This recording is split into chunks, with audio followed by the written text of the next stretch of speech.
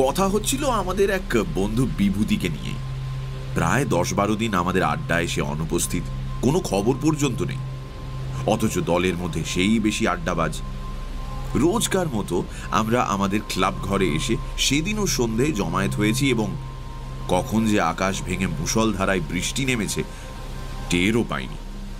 খেয়াল হলো রাত 9:30 নাগাদ। এবারে বাড়ি ফেরা দরকার। কিন্তু দরজা খুলতেই যে দৃশ্য চোখে পড়ল তাতে সঙ্গে সঙ্গে আবার দরজাটা তখনই বন্ধ করে দিতে হলো। ঝমঝম করে তখনও বৃষ্টি ঝরছে এবং বৃষ্টির ছাঁটের ঘন কুয়াশায় চারদিক একাকার। সমস্ত গলিটা জলে ডুবে গেছে, ঘরের চৌকাঠ পর্যন্ত জল থই থই করছে।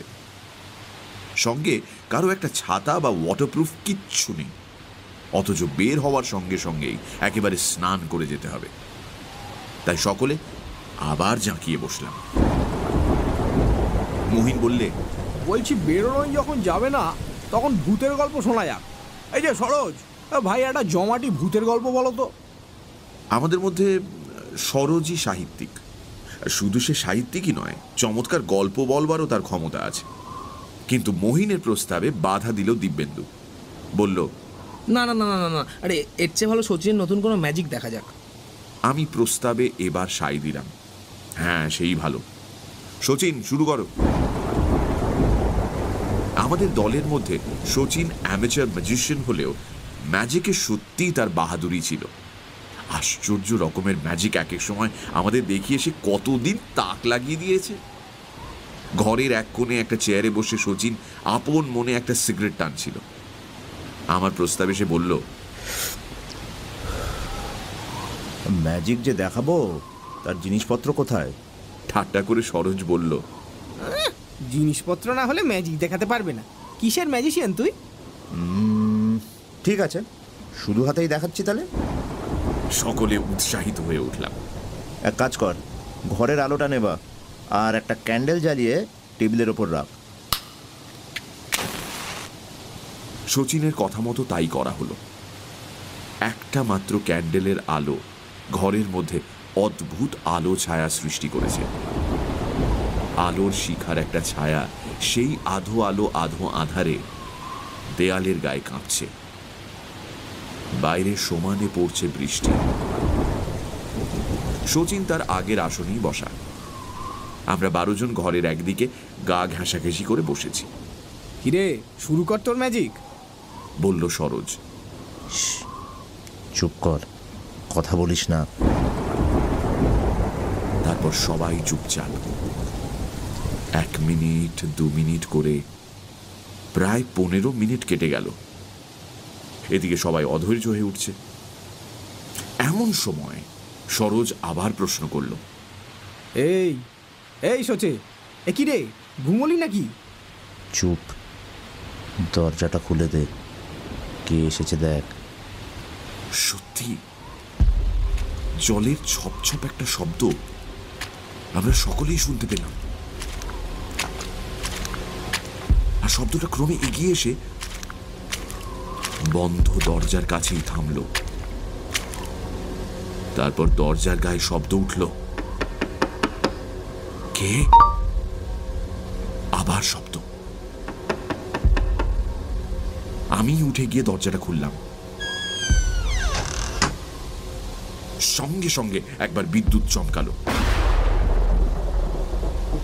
আর সেই ক্ষণিক আলোর দীপ্তিতে দেখলাম কে যেন একজন ঠিক দোরগোড়াতেই নিঃশব্দে দাঁড়িয়ে আছে, অস্পষ্ট একটা ছায়ার মতো। কে? কিন্তু আগন্তুক আমার প্রশ্নের কোনো সাড়া দিল না।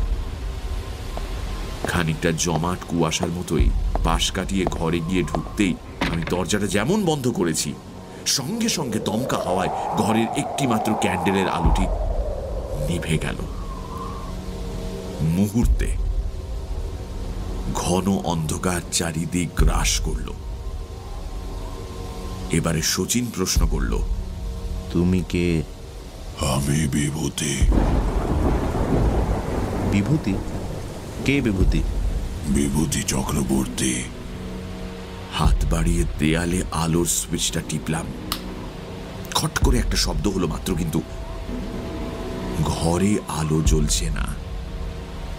আর ঠিক সেই মুহূর্তেই মনে হলো কে যেন ঠিক আমার পাশেই দাঁড়িয়ে একটা দীর্ঘশ্বাস ছাড়ল।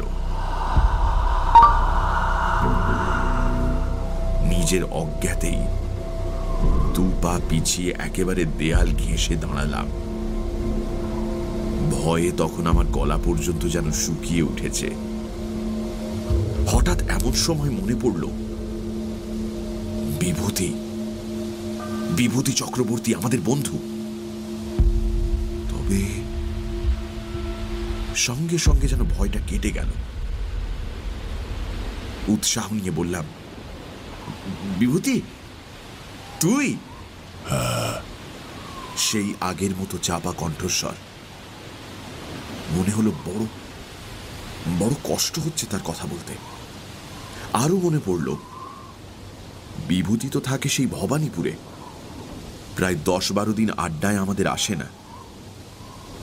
সে এই প্রচন্ড বর্ষণমুখর রাতে সেই ভবানীপুর থেকে এসেছে। একটু বিস্ময়ই লাগে। আমি এবারে প্রশ্ন করলাম, এই ঝড় জলের মধ্যে এত রাতে তুই? ব্যাপার কি বিভূতি? বিভূতি আমার প্রশ্নের কোনো জবাব না দিয়ে শচীনকে সম্বোধন করে বলল, শচীন, আমাকে তুই ডাকছিলি কেন? প্রশ্ন করল এবার সরোজ।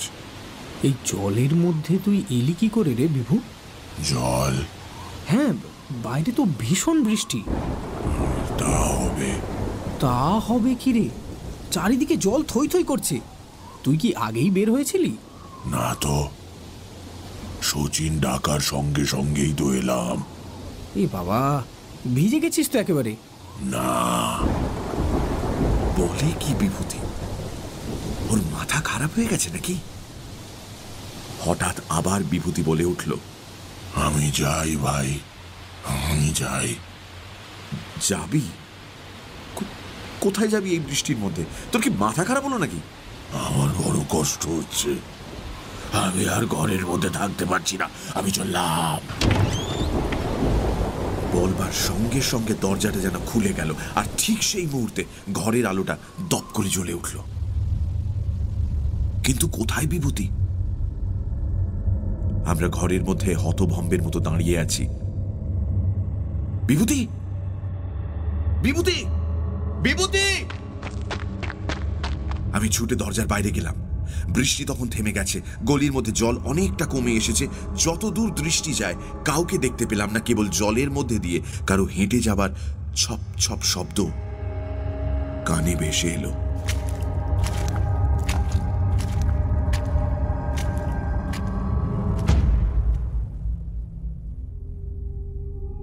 পরের দিন দুটো সংবাদ আমরা জানতে পারলাম। একটি সংবাদপত্রে প্রকাশিত হয়েছিল, গত রাত্রে 3 ঘণ্টা ব্যাপী প্রচণ্ড বৃষ্টির মধ্যে শহরের শ্যামবাজার অঞ্চলের বিদ্যুৎ সরবরাহ মিনিট 20 জন্য বন্ধ হয়ে গিয়েছিল, রাত 9:45 থেকে 10:05 পর্যন্ত। আর একটা, গত রাত্রে দিন কয়েক ভোগবার পর টাইফয়েডে আমাদের বন্ধু বিভূতি চক্রবর্তী রাত 9:30 মারা গেছে।